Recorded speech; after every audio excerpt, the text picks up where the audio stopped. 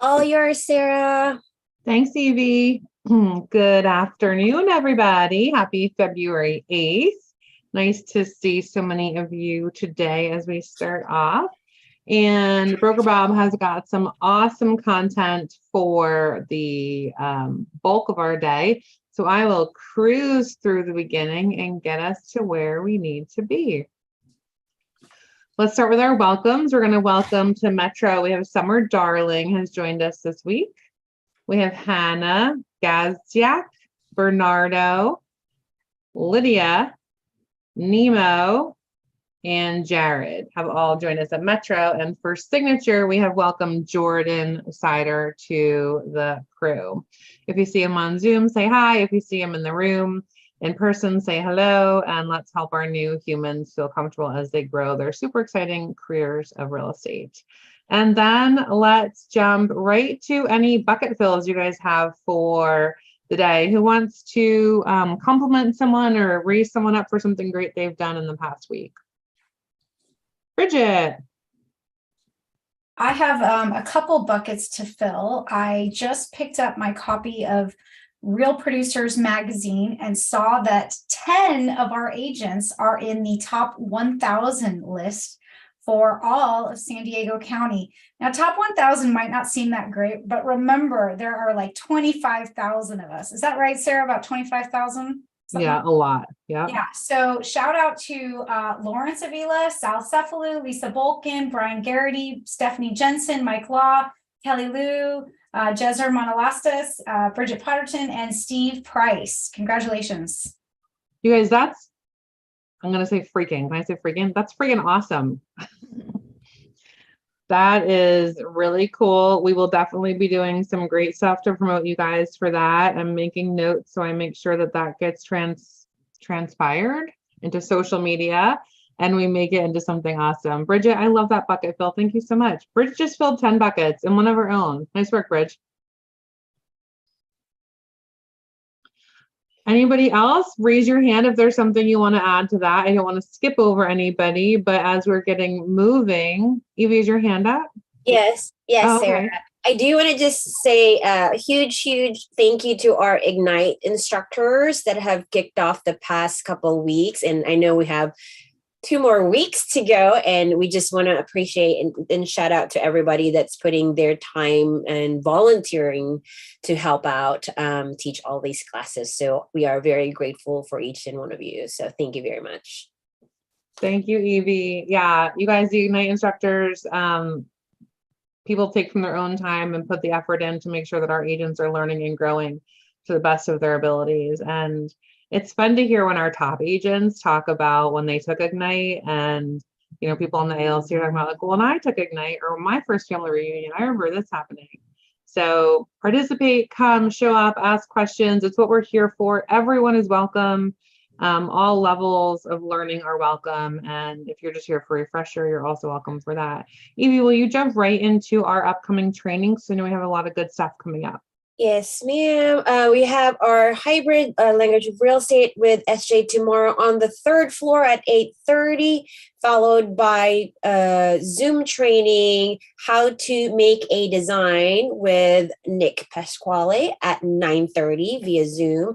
And then at 1 o'clock, our dear Chris Spade to teach Grow Your Database as part of our Ignite series session 6. That is live on the 1st floor training center at 1 o'clock. We are recording. Again, I will post all 3 of the video recordings by the end of a session tomorrow. One of them was already on YouTube. The other one didn't upload immediately. So I will post that as well. But by the end of this, by his session tomorrow, all sessions will be available for you all to view for those that have missed it in person.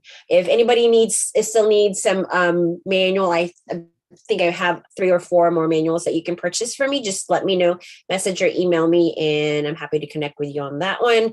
We have next week our Valentine's Day / potluck to kick off our in-person market stats with Ashley on Wednesday, February 15th. I can't believe it. We're mid-February already next week. So come join us at 12:30. Huge shout out to Team Anthony and Amanda for hosting our sponsored lunch at 12:30. So we're very, very grateful for that. We've got food in your belly for you, and then Ashley's Market Stats right after to kick off our team meeting. So, and then for those that are going to family reunion on Friday, that's on Friday. Stick around for those that are going right after this team meeting at 2:30 here on Zoom. Our dear Sarah is going to kick off the FR orientation for that to give you all the nuggets that you need to know prior to heading there. I think that's all I've got. Know before you go. That's perfect. So we love potluck. We love movement. We love Ashley's Market Stats. We love all the things. So we're going to do that next week. And so this week after the team meeting on Zoom, know before you go, stick on. I'll give any of our early planners who are going to like freak out if they have to wait until next week to learn stuff for FR. Stay on today and we'll go over it. And for anybody who let me just reemphasize, if it's your first time, be on that and do it again next week. Yeah. And then next week, and we'll do it in person for some more tidbits. So do what Ashley said. She's the boss. Well, you and I talked about this yesterday, and you've got this wonderful spreadsheet. For those of you who have not been before and are going, there are 6 time slots that have breakout sessions. They're 90-minute, highly educational panels. There's 187 to choose from in 6 time slots. So if you plan on getting there next Friday and choosing, it ain't going to happen. You need to start working on this now.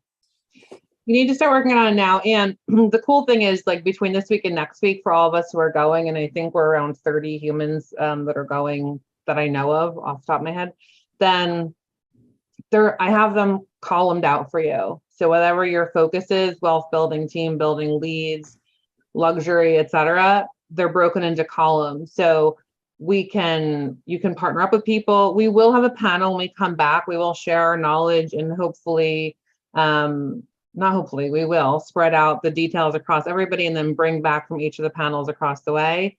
I'm not looking at the chat, so if it's blowing up, I'm not paying attention. I see smirks. So just come in today, stay on after, and then next week in person as well. And then it'll get us back on time. We're throwing it to Mona, who is taking over for our Old Republic home, and you are welcome with big open arms, and we are excited to have you. So come on, Mona, talk to us. Thank you. It's good to be here. Some of you I've met before, and some I met at the potluck we had here, which was delicious, by the way. So I'm excited to be part of the team.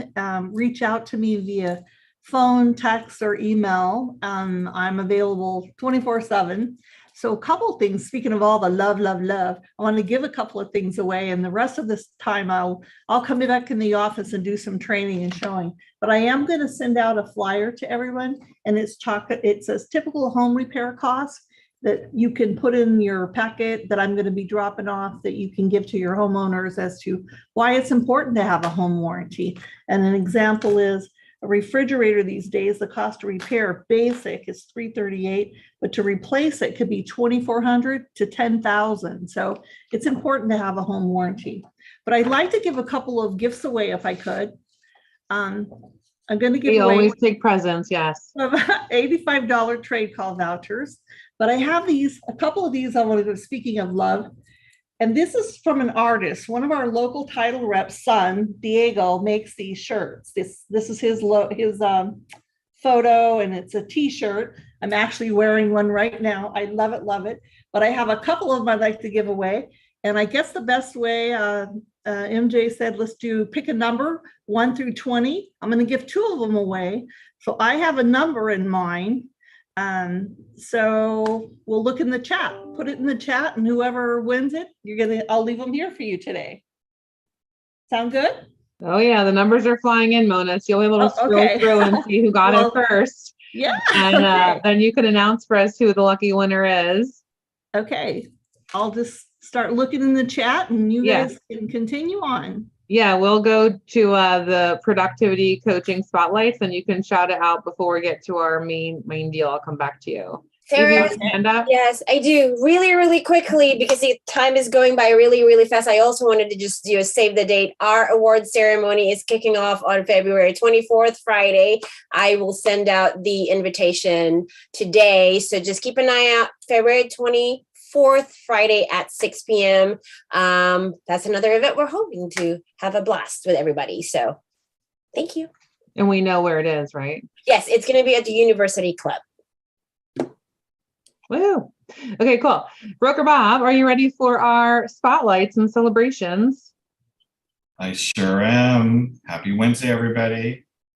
I'm going to let Eve, are you going to put up the PowerPoint? Great. Yes, can you see it? Yeah, I can see it. Hey, let's give a shout out to people doing great stuff in the coaching program on Team Alicia. Judy's our very own Judy. Open an escrow with a buyer and close an escrow on her own listing. Priscilla got her first BRBC sign. Congratulations, Priscilla. And then Tinu got another BRBC sign. Congratulations there. And on Team Deborah, Stephanie opened an escrow with her buyer that she met at an open house. I guess open houses do work if you're out there working them. Congratulations there. And joining Team Deborah, Bernardo, welcome. Also, Ivana, welcome. And who else? Welcome. And I believe that is it. Congratulations. Back to you, Sarah. And I'll see you guys all in a few minutes for my spirited risk management topics. Thank you, Robert. Nice work, you guys. There's a lot of great energy percolating around this bubbly spring. I've learned that spring comes in February in San Diego. The air smells good, the flowers are blooming, and our agents are popping with all the buyers and business out there. So property pitches, all that being said, who has any exciting properties to pitch? Raise your hand and I will come to you. Mona, did you find our winner? I have a Barbara and Yvette. All right. Barbara Pryor, Pryor, and Yvette. Barb, Pryor, and Yvette. Please come on down. Don't come down. I don't see them on our theme, but Thank I you. will.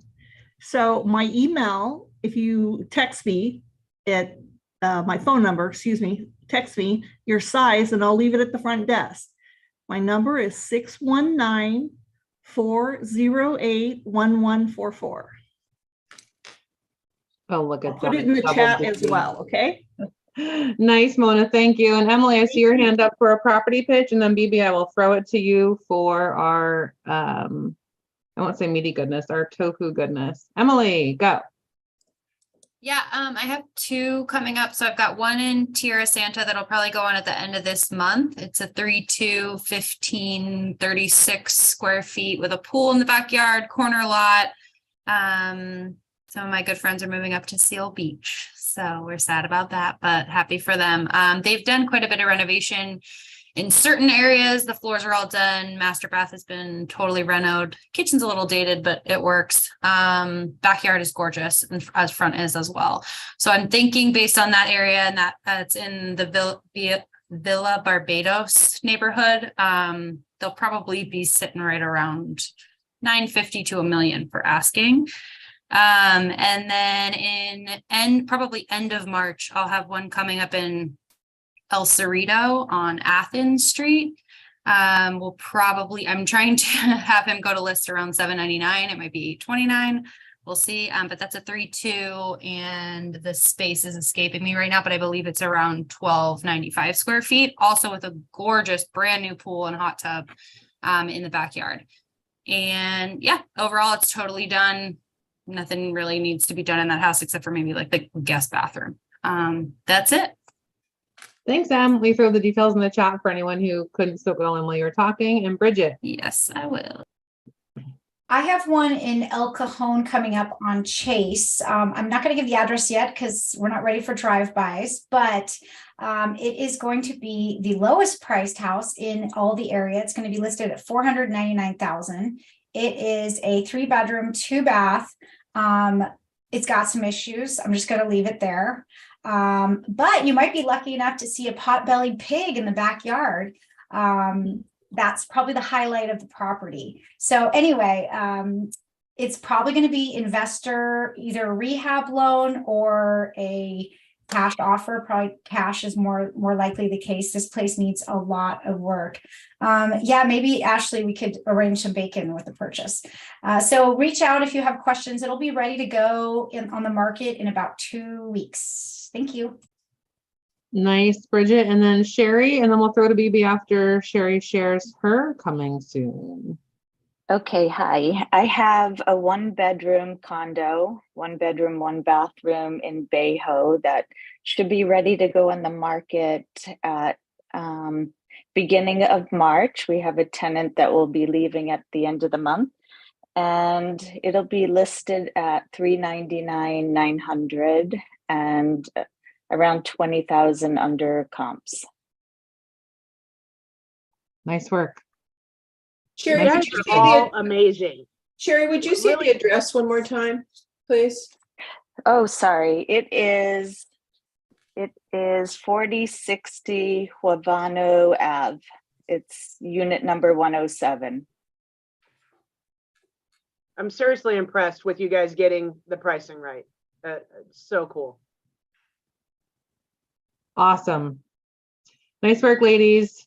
And without further ado, Robert. Thank you.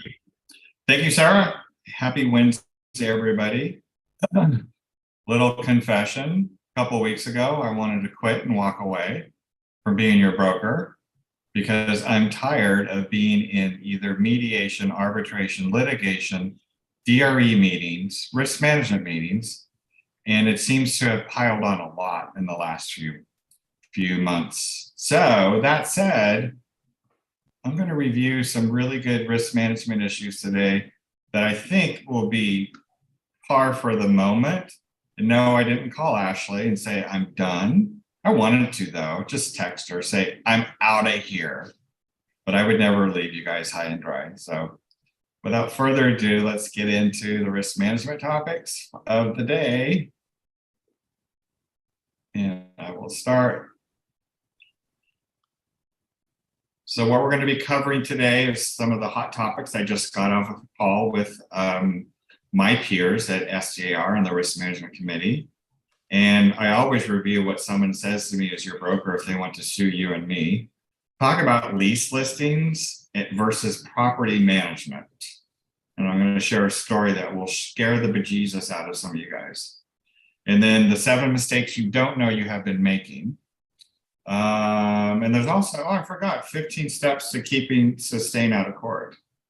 So here's some hot topics with SJR risk management. I'm going to repeat this. It was a repeat from last month, but agent identity theft. If you have a listing active in the MLS right now, or even in pending, or coming soon, what you should be doing on a regular basis is going to the Google chat, the Google machine, and putting in for rent and then your address of your listing.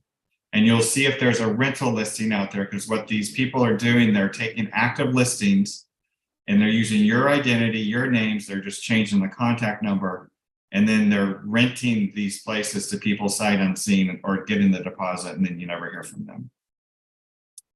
And then also landlord versus sellers. We all thought at the end of this month, it would be so great for landlords in the state of California if they wanted to list their property and sell it. No, too many municipalities are making it harder and harder for landlords to operate in the state of California and even in the city of San Diego.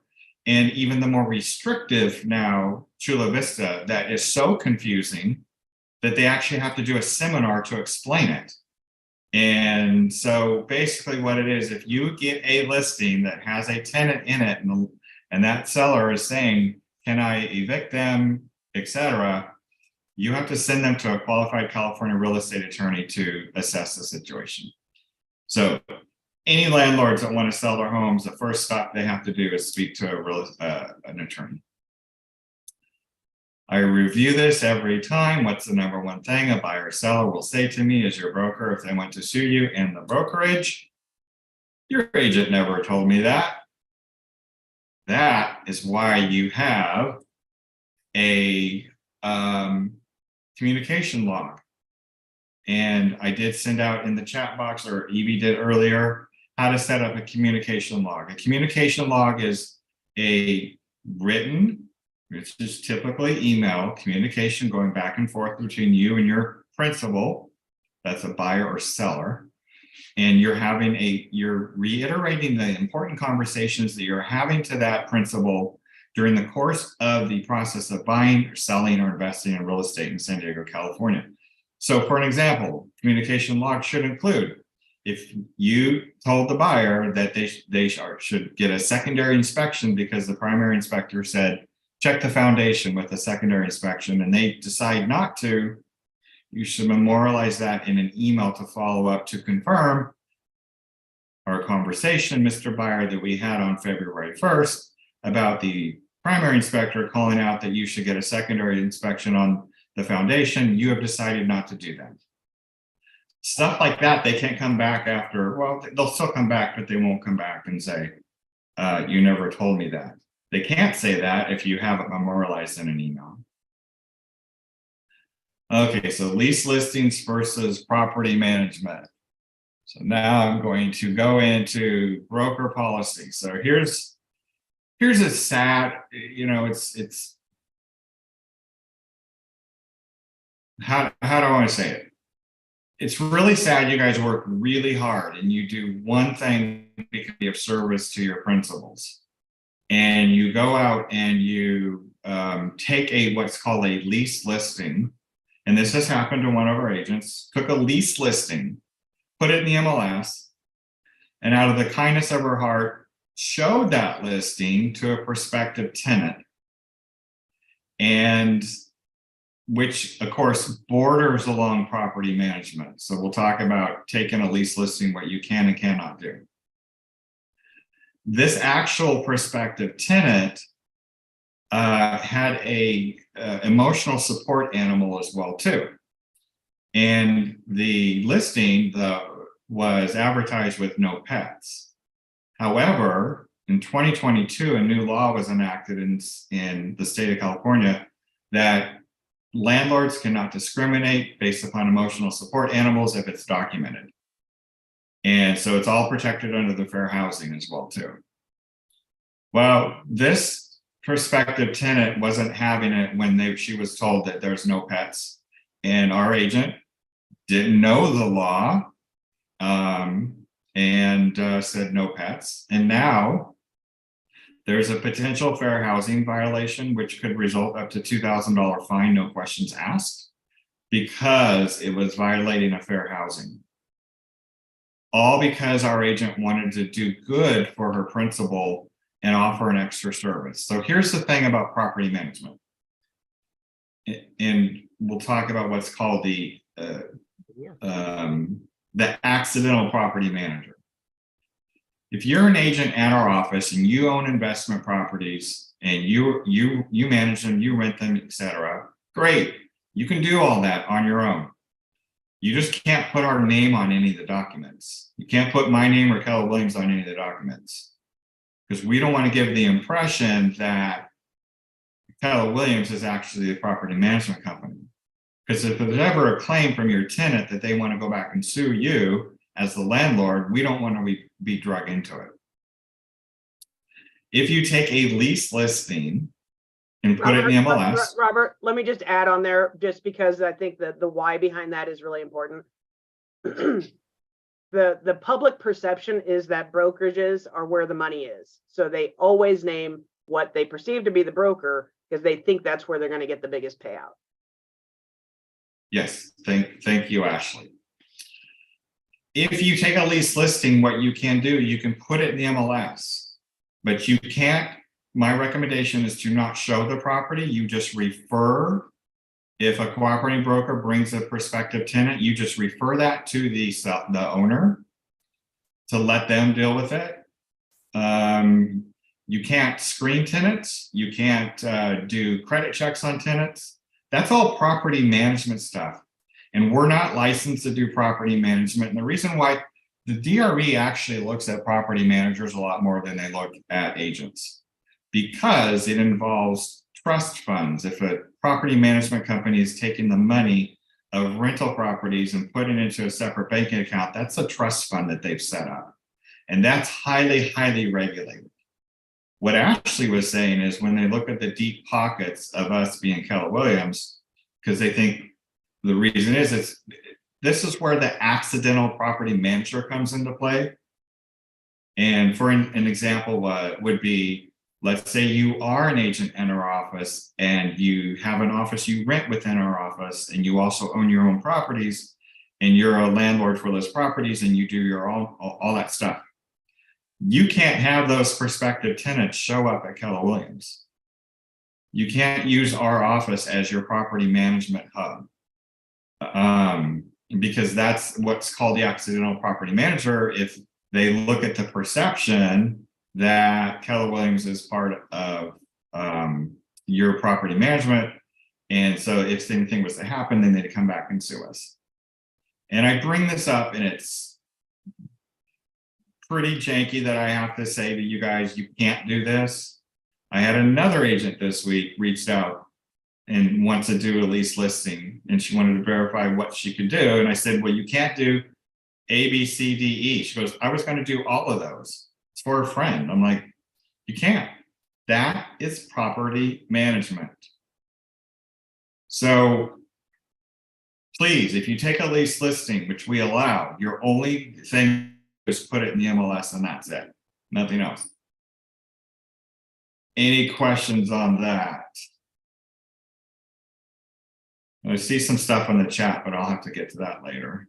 Robert, one of the questions in the chat was, can agents show tenants properties for lease? Actually, I recommend not doing it because that's what got our agent in trouble.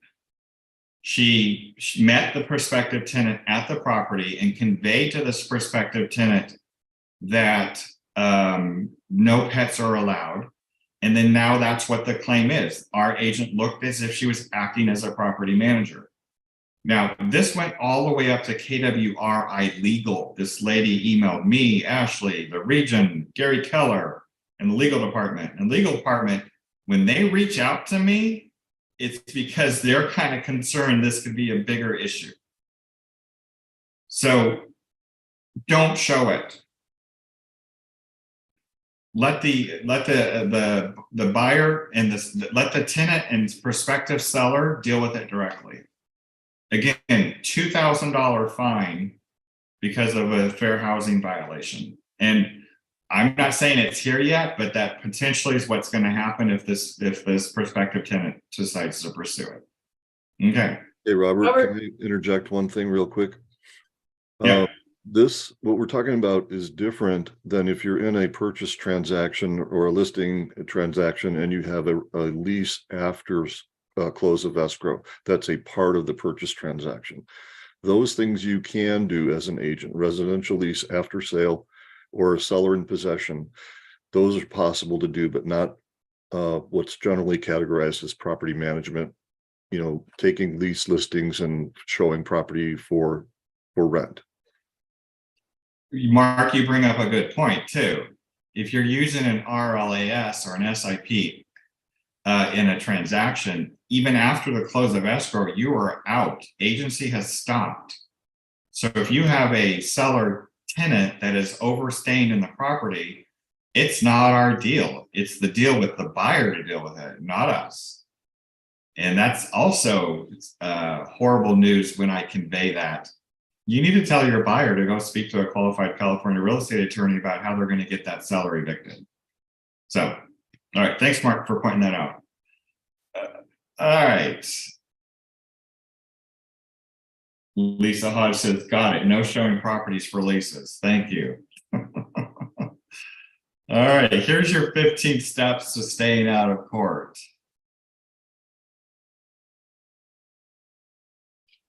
Document your file. In other words, have a communication log.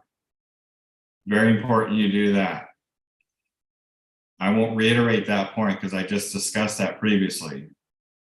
Know your limitations, learn to be comfortable with your uncertainty and know what you are wearing. If you do not know something, say so and get the answer from a qualified authority. So basically what this is saying is you're not a home inspector, you're not a foundation expert, you're not a home warranty, you're not a title, you're not a, hey, can I build my ADU on the back property? You don't know that.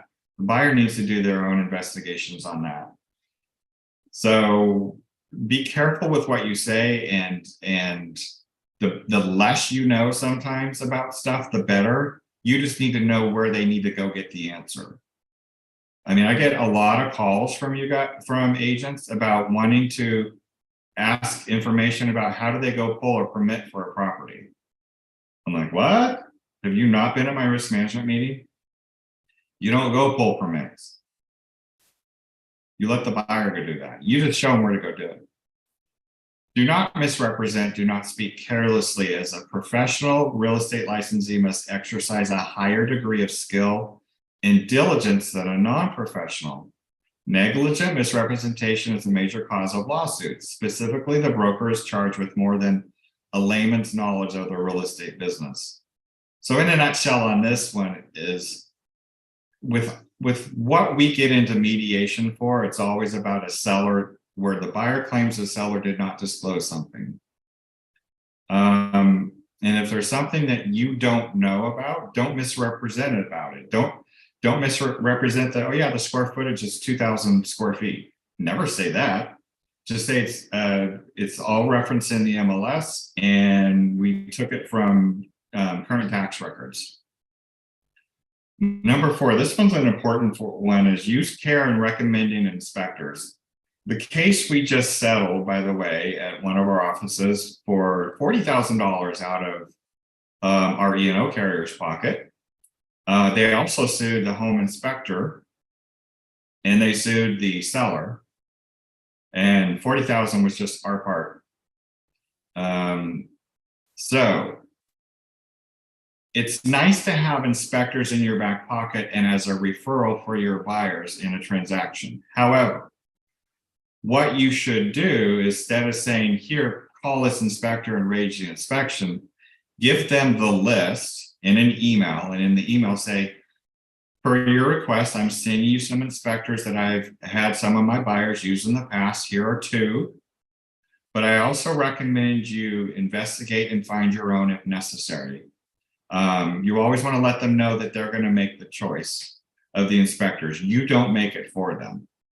That you don't want to be responsible for the lack of the service provider's poor performance or service. Watch your fiduciary duty. Do not be greedy. So what does fiduciary duty mean? Above all others. Above all others. In other words, Mr. Principal, Mr. and Mrs. Principal, I put you above everybody, including me.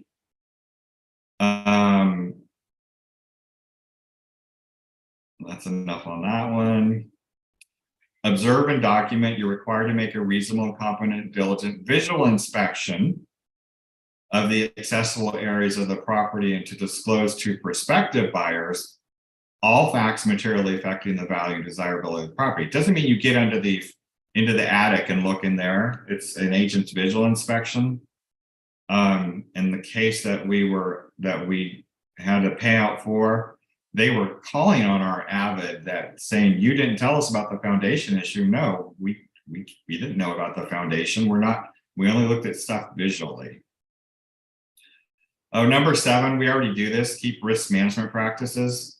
Our main risk management, besides these monthly meetings, is Mark's initial and final compliance review messages. He does a very great job of helping you understand what you need in the transaction to keep it safe, so that if there's ever anything down the road, we know that we have a better chance of prevailing. I'm going to skip 8. Number 9, beware for sale by owner properties. Only to the extent that you make sure that if you represent a buyer on a for sale by owner, that you make sure that buyer does a thorough inspection on that property. Because the seller is only representing what they're going to tell you because they're not being guided by a professional. 10, don't act as a lawyer. We don't give legal advice.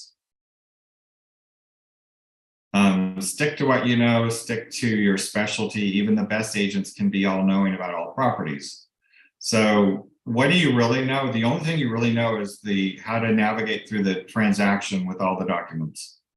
And even then, you still got some more to learn on that. But again, you're not a foundation expert. You're not a remodeling expert. You don't know if they can put an ADU. They need to do their own report. Review title reports. This is something that a lot of agents should learn and understand how to do. And I know that there's a few title reps that come to our office that are putting on classes on how to read a title report. Our very own Ashley started out in title. And so she could probably give stories about agents that have no clue about what a title report means. Use standard forms and procedures, which we do. We use zip forms in CAR. Always disclose agency relationships as soon as possible. Oh, this is important. So disclosure of agency relationship. So when you meet a prospective buyer and you want to have a meeting with them about what their home purchase is going to be like, and you arrange the meeting, let's say you met them at an open house. Well, you're not going to disclose agency there, but you are when you meet them in the office. The first step you do is you need to do the agency disclosure. And in our contracts training, I teach you how to do that. So it's in the BRE class on how to disclose agency at the beginning of the relationship. And then, of course, act on a claim immediately. Which you guys pretty much do. When you guys get a call from an attorney or you get a lawsuit, you're calling me for help. And if you don't, then don't be afraid to. But if you are calling me for help and you need some help, I don't want you freaking out about it. That's why we have risk management practices in place to cover all this stuff, and why we have E&O insurance. Alicia has her hand up. Who does? Your favorite Alicia. Pick me. Yes, Alicia. Can we go back to the for sale by owner thing real quick, or is there other stuff you want to cover? I got more to cover, but what is it? Okay. Yeah, I'll answer it. Okay. So for sale by owner, you said that obviously the seller is only disclosing what they want to. So for sale by owner, they're not going to have access to CAR forms such as TDS, SBQ, all of that other stuff that us as a brokerage require. We can, if we're representing the buyer, though, we can give them blank copies of that and say, this is the information you would get. Do your research based on these documents, correct? Actually, no, there is provisions in the, there's a section in some of the documents that says by us giving those forms to the seller to fill out, we're not creating an agency relationship.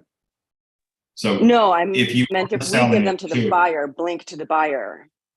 No, you're going to get the forms that are actually generated by the seller, that the seller will be given to you by you as the agent, because you can do that. Like, we need this TDS filled out so my buyer can understand what you need to disclose.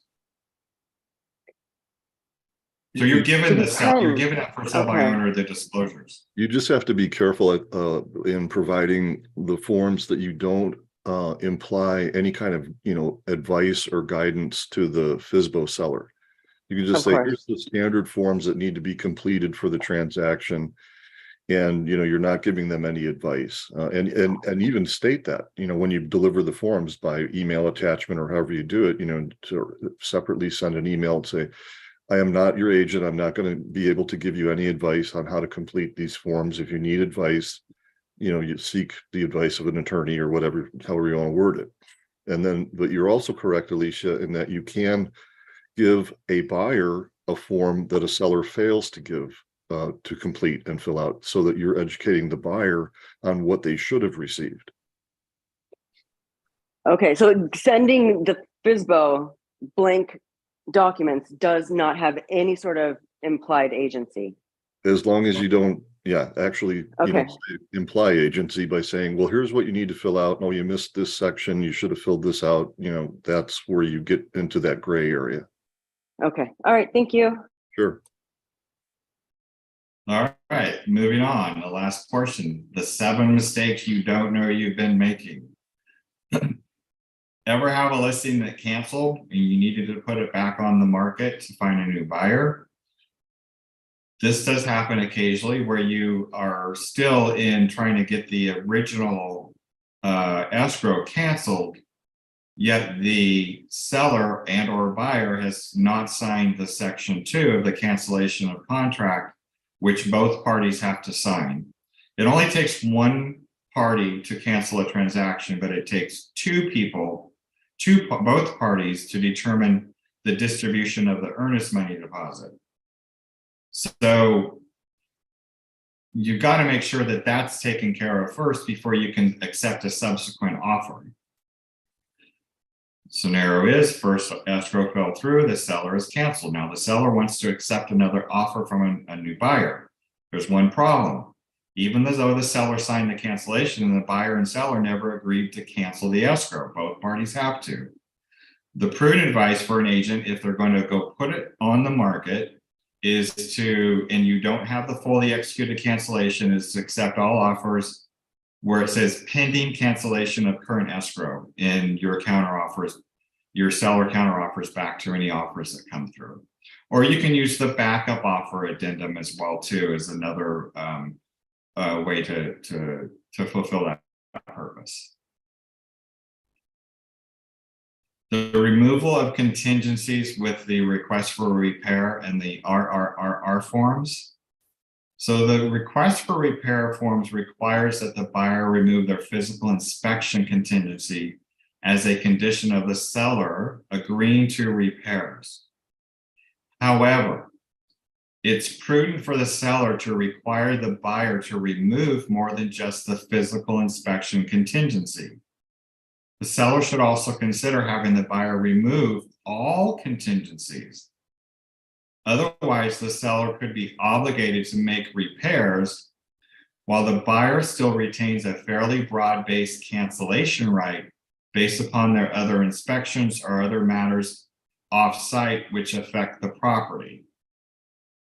So to accomplish this in the request for repair, the first box under the II on this of the seller response should be checked to add the contingency removal form, which is the CR form. And in the SP, the RRRR, the seller response and buyer reply to request for repairs, the equivalent language is found in paragraph 2 on the seller response section. And on the attached contingency removal form, the seller may consider, among other things, having the buyer remove all buyer investigations other than the physical inspection.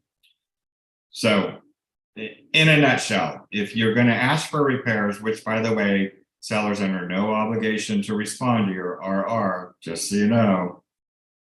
So when you're submitting an RR with your buyer, let them know, hey, we'll submit this. We don't know if we're going to get it, but we'll ask for it. And this anyway, you get into escrow and the buyer, and then the seller says, yeah, we'll do the repairs, remove your contingencies. So this buyer has to be prepared to remove all those.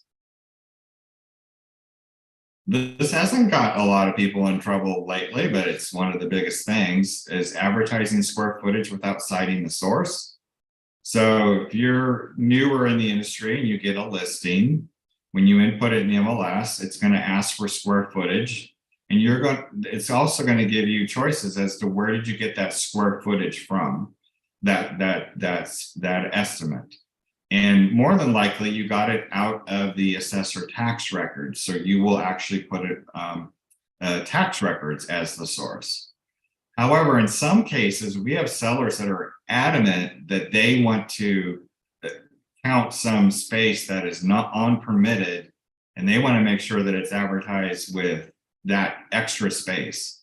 So then you would say cite the seller source, but be very clear about language in the confidential remarks that 500 square foot unpermitted addition is not included in the assessor records.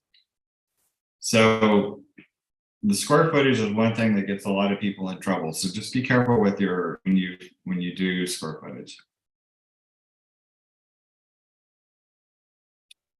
Providing assurances to a client. Do not provide assurances to your principal. It's natural that an agent may want to help a client out, but the fact is there are many risks inherent in the process of buyers and sellers when they're consummating a transaction.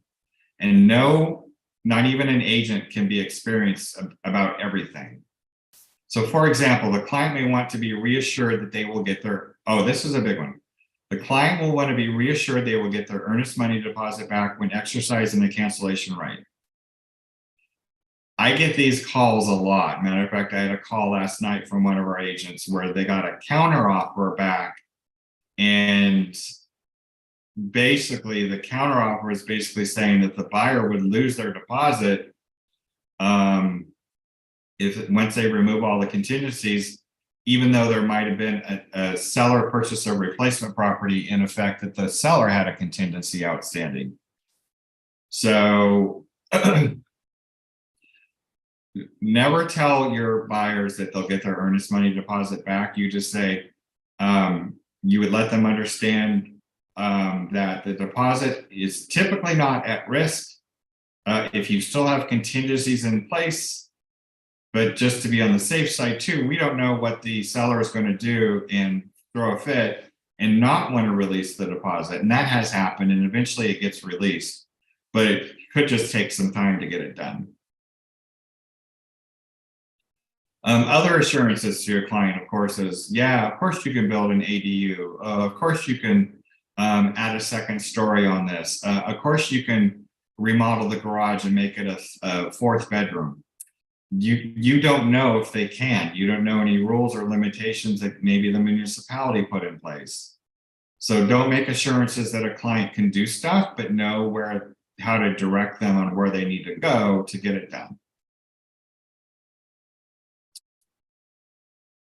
Not realizing that the liquidated damage provision may limit the seller's recovery.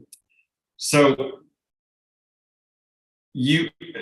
the liquidated damages provision, in a nutshell, basically limits the liability that a buyer would lose if they breach the agreement to 3% of the purchase price.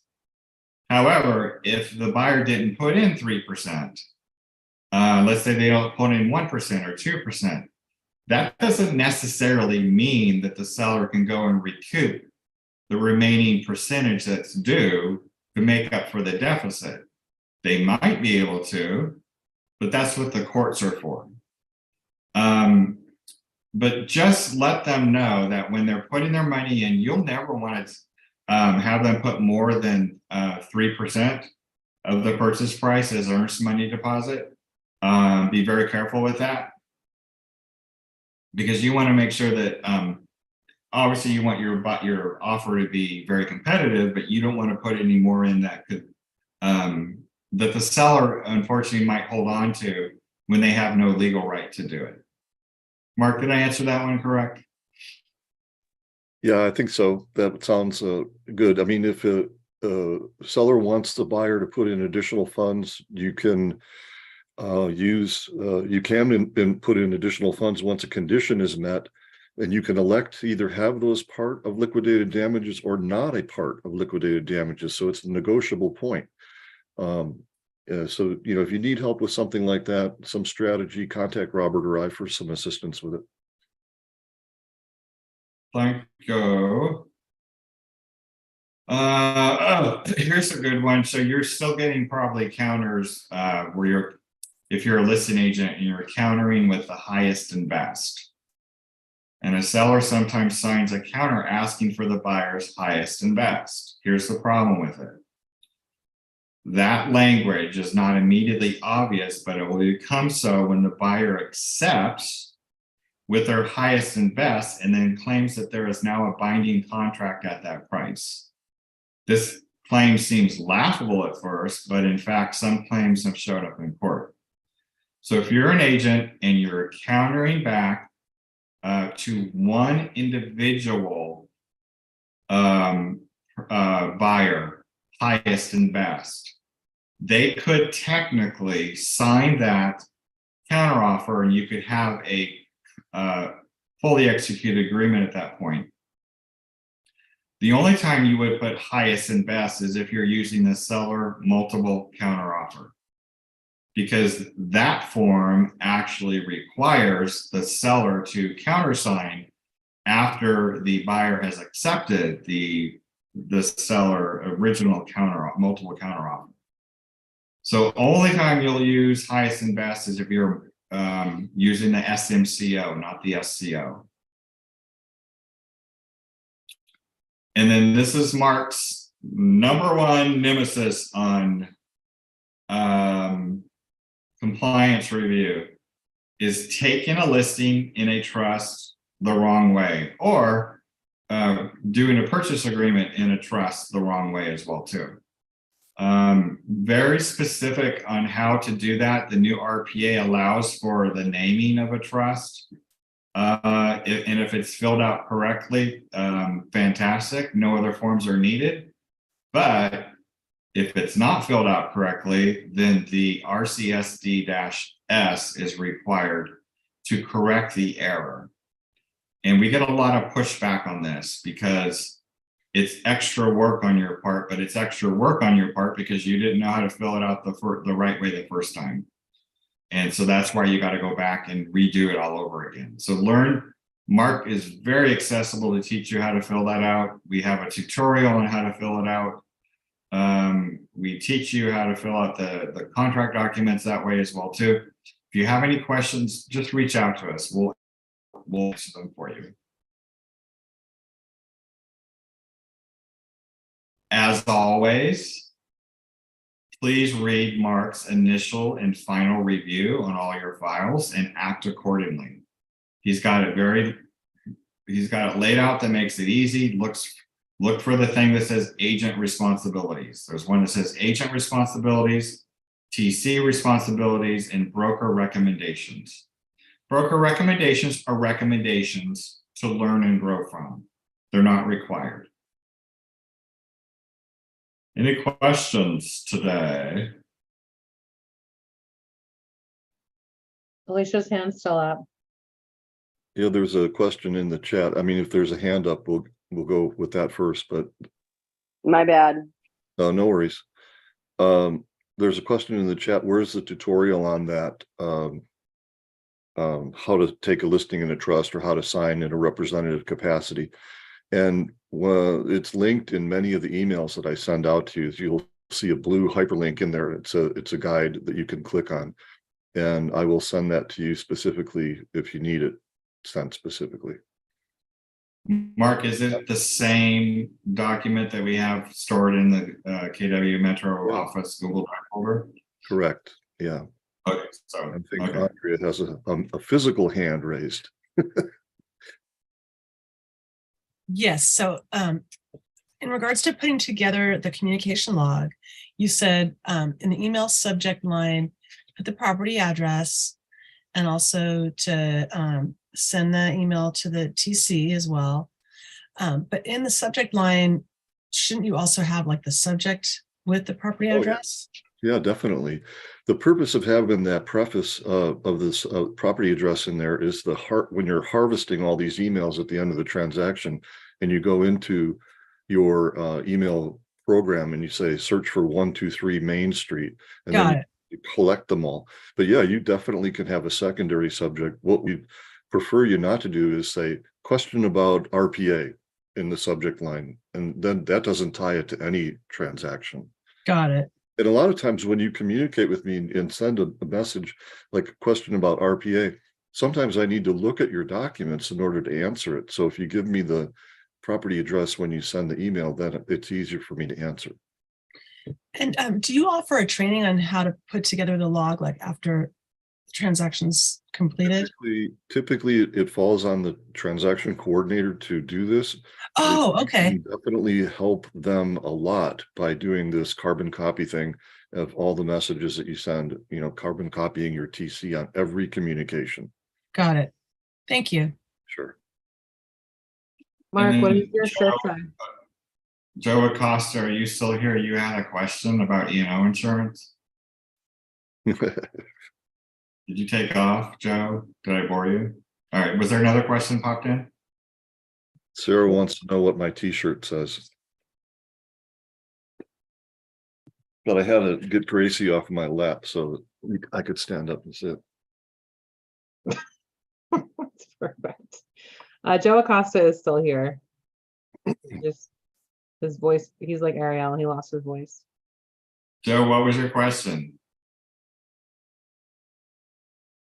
No, you don't have to get your own E&O insurance as an agent at Keller Williams, San Diego Metro, and Signature.